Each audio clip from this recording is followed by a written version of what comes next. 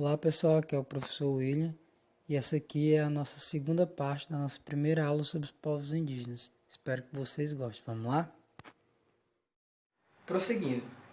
Na página 11, ele comenta a respeito das dificuldades de locomoção dessas grandes navegações. Você imagina que hoje em dia nós temos navios a vapores, movidos a gasolina, aviões movidos a gasolina, os transportes em gerais movido a gasolina e até elétrica, apesar de que a elétrica ainda não tem tanto, né? Mas hoje nós temos uma facilidade de transporte muito grande. Nessa época, para eles chegarem na Europa, e da Europa para a América e da América para a Europa, essas viagens nessas embarcações, a caravela, demoravam meses. E às vezes, embarcações afundavam, faltava alimento, eles passavam fome, muita gente morria, era um perigo muito grande. Então, o que é que leva essas pessoas a sofrerem esse inferno, essa penosa travessia, explorando esses oceanos? Ele cita alguns, né? Um dos principais era a promessa de ouro. Ora, os reis investiam, os burgueses investiam, os grandes navegadores, grandes nobres poderosos e os trabalhadores, todo esse povo em geral, eles se arriscavam isso pela promessa de riqueza, de encontrar grandes quantidades de metais preciosos e por aí vai. Só que alguns autores também defendem que não é só pelo ouro também tinha um sentimento de curiosidade, de aventura, de medo, tá certo? Então assim, aventura e medo. Eu acredito que pode ter sim um pouco de curiosidade, de aventura, mas eu acho que o fator que mais impulsionava mesmo esse pessoal a suportar essa travessia era a esperança de riqueza mesmo, a promessa. Esse tópico aqui eu achei ele um pouco curioso, porque ele afirma que na medida em que os europeus iam chegando nas novas terras, eles iam observando as características, eles iam nomeando essas terras, como se essas terras não tivessem nomes pelos seus moradores locais.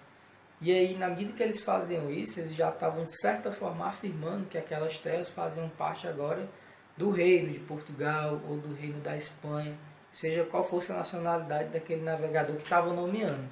Por exemplo, essa terra aqui é a Baía de Todos os Santos, da coroa da Espanha agora. Ou seja, na hora que eles pisavam o pé numa terra, que eles iam fazendo os relatos de viagem, tudo aquilo dali já era documento para oficializar a posse daquelas terras, literalmente.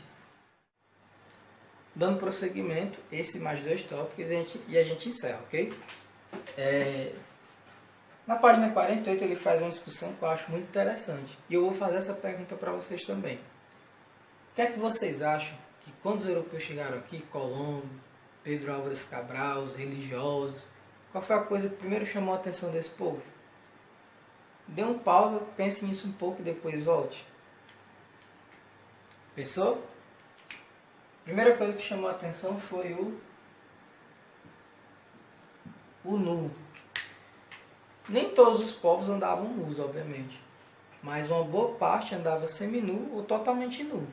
E andavam despreocupados, literalmente, eles não tinham vergonha do outro, era um costume comum. E aí isso vai gerar algumas interpretações, né? Sobretudo duas.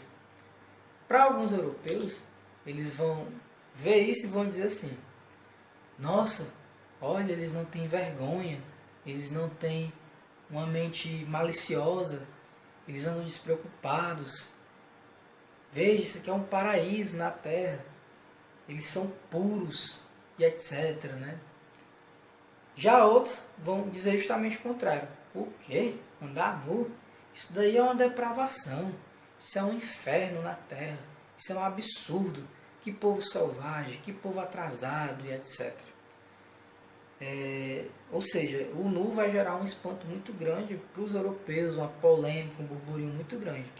E eu pergunto a vocês, se vocês vissem uma cena dessa, tentem se colocar no lugar dos europeus, vocês se espantariam ou não? Não sei. Até hoje tem-se a ideia, quando você pensa, pense em índio. Muita gente pensa que índio tem que estar vivendo de caça e pesca no meio do mato e pelado, como se a cultura fosse estática. E não, pessoal, isso aqui já foi muito tempo atrás. Claro que hoje ainda existem povos isolados, mas a maior parte dos povos indígenas, eles preservam as suas culturas, mas já estão bastante integrados à nossa realidade, né? O escambo, na página 53, ele é outro assunto muito interessante. Por quê?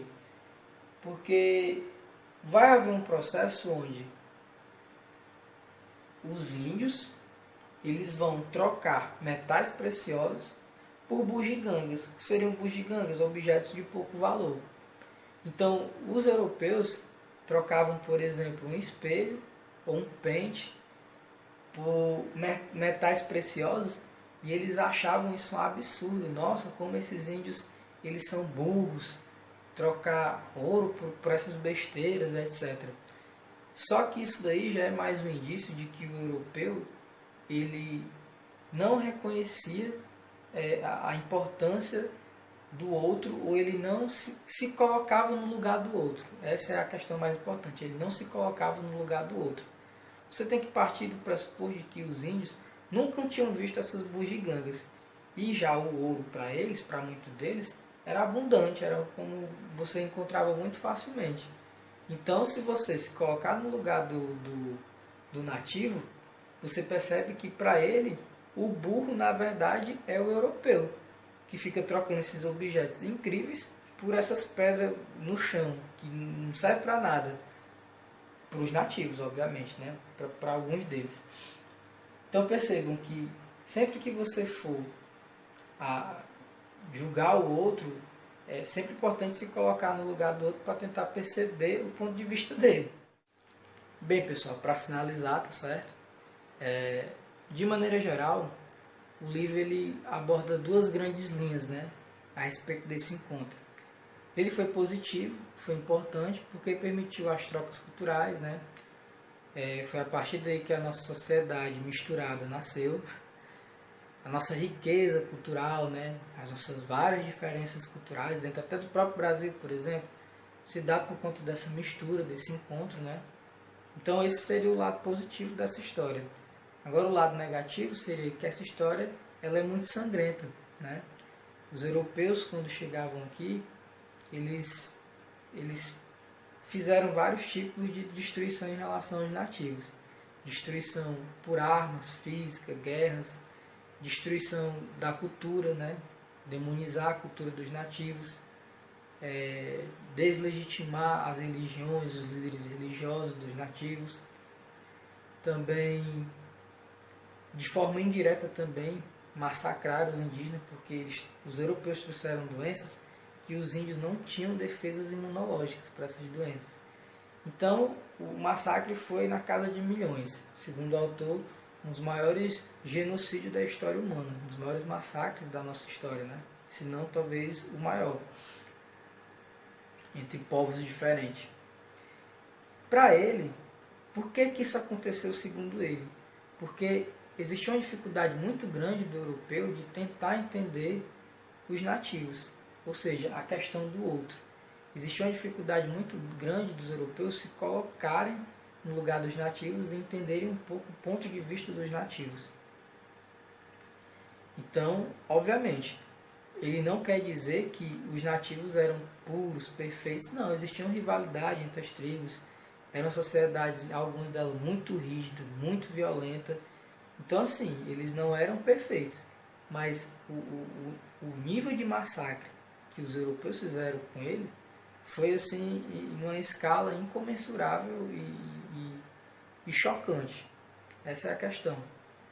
Então, qual é a ideia do autor? É importante que a gente conheça essa história para que a gente não possa repetir isso no presente e no futuro. Ou seja, quando você vê algo diferente, alguém que, por exemplo, pensa diferente de você, quando você vê alguém que tem um costume, uma cultura muito diferente da sua, que você não simplesmente vá lá, massacre e destrua. Primeiro você tente entender o ponto de vista do outro, né? E tentar respeitar. Obviamente que tudo tem limite, né? Mas inicialmente a ideia é essa, né? Fazer esse exercício de se colocar no lugar do outro para que a gente possa, né, respeitar os diferentes pontos de vista e evitar histórias trágicas, né, como foi o caso desse encontro entre o mundo europeu e o mundo nativo americano. Por hoje, essa primeira videoaula é isso. Espero que vocês tenham gostado. Agora eu quero que vocês vão, todo mundo no segundo vídeo, para a gente analisar essas imagens, tá certo? Desse encontro do pintor Theodore de Brahe. É isso aí, pessoal. Até a próxima.